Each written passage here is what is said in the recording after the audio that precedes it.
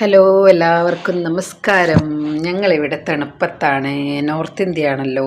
അപ്പോൾ വിൻ്റർ സീസണാണ്, അതുകൊണ്ടാണ് വീട്ടിലിങ്ങനെ ഇരിക്കുന്നത് കേട്ടോ. ഇതുപോലെയൊക്കെ ഇട്ടിട്ട് ഇരിക്കുന്നത്. ഇങ്ങനെ ഇന്നർ പോലത്തെ സംഭവം ഇടണം. പിന്നെ സാധാരണ കുർത്ത. ഇങ്ങനെ പറയുന്നത് ആദ്യമായിട്ട് കാണുന്നവരാണെന്ന് ഒന്നിച്ചിട്ടാണ് ഇത്. ഇങ്ങനെ ഇത് നമ്മളെ ഇതില്ലേ ടോപ്പ് കുർത്ത പോലെ തന്നെ ഒരു സംഭവമാണ് കേട്ടോ. പിന്നെ താഴെ പാൻറ് ഇടണം. പിന്നെ ഇങ്ങനെ ഫുൾ കയ്യില്ല. അപ്പോൾ അന്ന് പറയുന്നത് വെച്ചാൽ ആദ്യമായിട്ട് കാണുന്നവർക്ക് അറിയണമല്ലോ, ഞാൻ നോർത്ത് ഇന്ത്യയിലാണ് താമസിക്കുന്നത്, ഇവിടെ ഭയങ്കര തണുപ്പാണ്. ഓക്കെ, എന്നാ പറയുന്നത് വെച്ചാൽ വീട്ടിൽ നിന്ന് ഇങ്ങനെയാണോ ഇരിക്കുവാന്ന് ചോദിക്കും. വീട്ടിൽ നിന്ന് നമുക്കിങ്ങനെ ഇരുന്നേ പറ്റൂ, ഇങ്ങനെ തന്നെ ഇരിക്കണം. പിന്നെ എപ്പോഴും ഇതൊക്കെ ഇട്ടിരുന്നിട്ടില്ലെങ്കിൽ കഴുത്ത് വേദന അങ്ങനെ ഇങ്ങനെയൊക്കെ വരും. അപ്പം ഞാനിതെന്ന് പറയാമെന്ന് വിചാരിക്കുന്നത് വെച്ചാൽ നമ്മൾ എപ്പോഴും പിന്നെ കുടുംബം എന്നല്ല, നമ്മളിപ്പം ഭാര്യയും ഭർത്താവും മക്കളുമായിട്ട് ജീവിക്കുമ്പോൾ നമ്മൾ എങ്ങനെയാണ് എപ്പോഴും സന്തോഷത്തോടെ ഇരിക്കുന്നതെന്ന് അത് ആൾക്കാർക്ക് കാണുമ്പോൾ, നമ്മളെ കാണുമ്പോൾ അവർ ഭയങ്കര സന്തോഷത്തിൽ ആണ് അങ്ങനെയല്ല തോന്നുമ്പോൾ നമുക്ക് തോന്നില്ലേ അവരെങ്ങനെ ഇരിക്കുന്നതെന്നുള്ളത് കേട്ടോ. അപ്പോൾ അതിനെപ്പറ്റിയാണ് ഞാനിന്ന് പറയുന്നത്. എന്ന് വെച്ചാൽ പിന്നെ നമ്മൾ കാണുന്നവരുടെ ജീവിതത്തിലും ചെറിയ ചെറിയ പ്രശ്നങ്ങളെല്ലാം എന്ത് വന്നാലും ഉണ്ടാവും.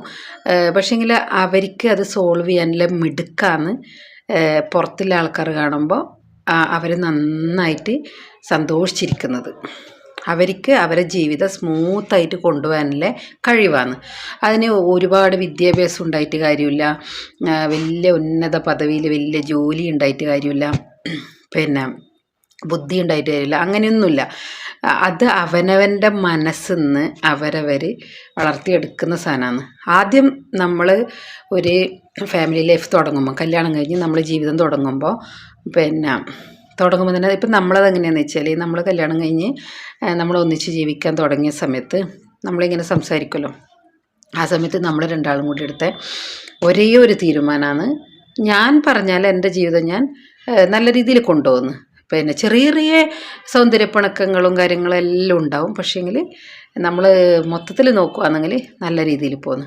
അപ്പോൾ അങ്ങനെ അങ്ങനെ ആഗ്രഹമുള്ളവർക്ക്, പുതിയ ആൾക്കാർക്ക്, അല്ലെങ്കിൽ ആർക്കെങ്കിലും എല്ലാം കേൾക്കുമ്പോൾ പിന്നെ ഒരു നല്ല ടിപ്സായിട്ട് തോന്നും, അല്ലെങ്കിൽ ഒരു നല്ല മെസ്സേജായിട്ട് തോന്നും എന്നെല്ലാം വിചാരിച്ചിട്ട് പറയുന്നതാണ് കേട്ടോ. നമ്മൾ കല്യാണം കഴിഞ്ഞ് വന്ന സമയത്ത് നമ്മൾ രണ്ടുപേരും കൂടി എടുത്തൊരു തീരുമാനം എന്ന് വെച്ചാൽ, കൂടി ശ്രീയാണ് ആ കാര്യം പറഞ്ഞത് കേട്ടോ, ഞാനല്ല പറഞ്ഞത്.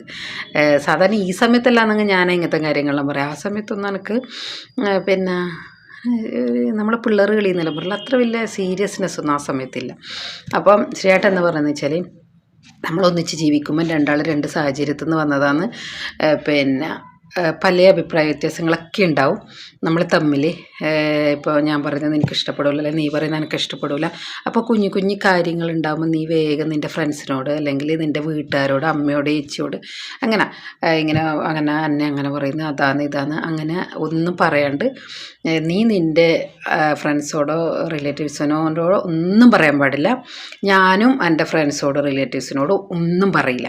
നമ്മൾ ഒന്നിച്ച് ജീവിച്ചിട്ട് തട്ടലും മുട്ടലും മറ്റേ എന്താ പറയുക സൗന്ദര്യപ്പിണക്കങ്ങളെല്ലാം കഴിഞ്ഞിട്ട് നമ്മളൊരു ലെവലായ സ്ഥലത്തെത്താനുണ്ട്. രണ്ട് സാഹചര്യം ആവുമ്പോൾ പിന്നെ നമ്മൾ തുടക്കത്തിലുള്ള പൊട്ടലും ചീറ്റെല്ലാം കഴിഞ്ഞ് നമ്മളൊരു സ്ഥലത്തെത്താനുണ്ട്. അങ്ങനെ ചേട്ടൻ പറഞ്ഞേ ഒരു സ്ഥലത്തെത്താനുണ്ട്. ആ സ്ഥലത്ത് എത്തുന്നവരെ നമ്മൾ പറയാൻ പാടില്ല.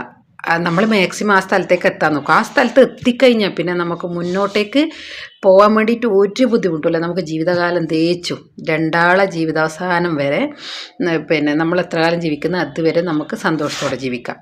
ഞാൻ അപ്പോഴും നമ്മൾ തമ്മിൽ കുഞ്ഞു ഉണ്ടാവും കേട്ടോ, കുഞ്ഞു കുഞ്ഞു പ്രശ്നങ്ങളുണ്ടാവും. അത് നമ്മൾ തന്നെ സോൾവ് ചെയ്യേണ്ട കാര്യങ്ങളും എല്ലാം ഉണ്ട്. അതൊന്നും പറഞ്ഞിട്ട് ഞാൻ നീട്ടുന്നില്ല. ഞാൻ പറയുന്നത് പിന്നെ കല്യാണം കഴിഞ്ഞ് 1 മാസം കൊണ്ട് ഡൈവേഴ്സ് ആകുന്നു, 6 മാസം കൊണ്ടാവുന്നു, 1 വർഷം കൊണ്ടാവുന്നു, അങ്ങനെയുള്ളവർ ആരും ആ ഒരു സ്ഥലത്തെത്താൻ നോക്കുന്നില്ല. ആ ഒരു സ്ഥലം എന്ന് പറഞ്ഞാൽ രണ്ട് സാഹചര്യത്തിൽ നിന്ന് വന്നവർ ഒന്നിച്ച് ജീവിക്കുമ്പം അവരെ ഒരുമിച്ച് പോകാൻ വേണ്ടിയിട്ട് പിന്നെ സ്ട്രഗിൾ ചെയ്യുന്നൊരു സമയമുണ്ട്.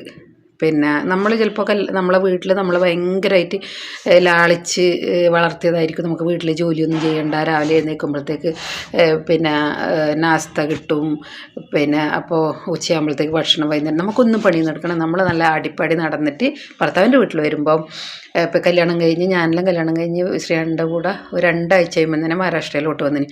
അപ്പോൾ മഹാരാഷ്ട്രയിലോട്ട് വന്നിട്ട് നമ്മൾ ആദ്യം ഒരു 1 BHK ഫ്ലാറ്റ്, 1 BHK എന്ന് പക്ഷേങ്കിൽ ഒരു അത്രയും ആ റൂമിൻ്റെ അത്രയും ഒരു വലിയ ബാൽക്കണി, അങ്ങനെയുള്ള ഒരു നല്ല വലിയ ഫ്ലാറ്റായിരുന്നു. അപ്പോൾ അവിടത്തേക്ക് താമസം മാറുമ്പോൾ എന്ന് പറഞ്ഞാൽ നമ്മൾ സ്റ്റാർട്ട് ചെയ്യുന്ന ജീവിതം അങ്ങനെയാണ്. ഞാൻ ജീവിതം നമ്മളെ ലൈഫ് തന്നെ തുടങ്ങുന്നത്.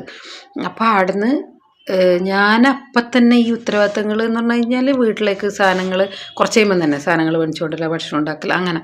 അപ്പോൾ അത് പെട്ടെന്ന് നമുക്ക് ഉൾക്കൊള്ളാൻ കഴിയാത്ത പോലെ ഇരിക്കും. നമുക്കത് എങ്ങനെയാണ് ഇതെല്ലാം മാനേജ് ചെയ്ത് മുന്നോട്ട് പോകാമെന്നുള്ളത്. അപ്പോൾ ഞാൻ പറയുന്നത് ആ സമയത്ത് നമ്മൾ തമ്മിൽ കുറേ കുഞ്ഞു കാര്യങ്ങളുണ്ടാവും. പക്ഷേങ്കിൽ എന്ത് ചേട്ടാ ആ പറഞ്ഞത് കാരണം പിന്നെ ഞാനൊന്നും പിന്നെ എൻ്റെ അമ്മയോട് പറയുമ്പം അതൊരു വലിയ പോസിറ്റീവായിട്ട് എനിക്ക് തോന്നുന്നു. ഇപ്പം ചിന്തിക്കുമ്പോൾ അന്നേരം എനിക്ക് അമ്മയോട് ദേഷ്യം തോന്നല്ലോ. പക്ഷെ ഇപ്പം ചിന്തിക്കുമ്പോൾ ഞാൻ ശ്രീയേട്ടൻ പറഞ്ഞാൽ അമ്മയോട് എനിക്ക് അത്രയും നമുക്ക് വേറെ ആരുമില്ലല്ലോ പറയാൻ വേണ്ടി. അപ്പോൾ അത്രയും പിന്നെ എനിക്ക് മനസ്സിൽ വെക്കാൻ പറ്റൂല എന്നുള്ള സാധനങ്ങൾ പിന്നെ പറയാണ്ടിരിക്കുന്നില്ല. ഞാൻ പറയും, ഞാൻ ചില സമയത്ത് രസതന്ത്രത്തിലെ ഇന്നസെൻറ്റും പിന്നെ നല്ലൊരു കാര്യസ്ഥനുമാണ്. ഞാനങ്ങനെ പറയും. എന്തുകൊണ്ടാണെന്ന് പറയാം, രസതന്ത്രത്തിലെ ഇന്നസെൻറ്റിന് ഒന്നും ഉള്ളിൽ വെക്കാൻ പറ്റൂല എന്നല്ലേ.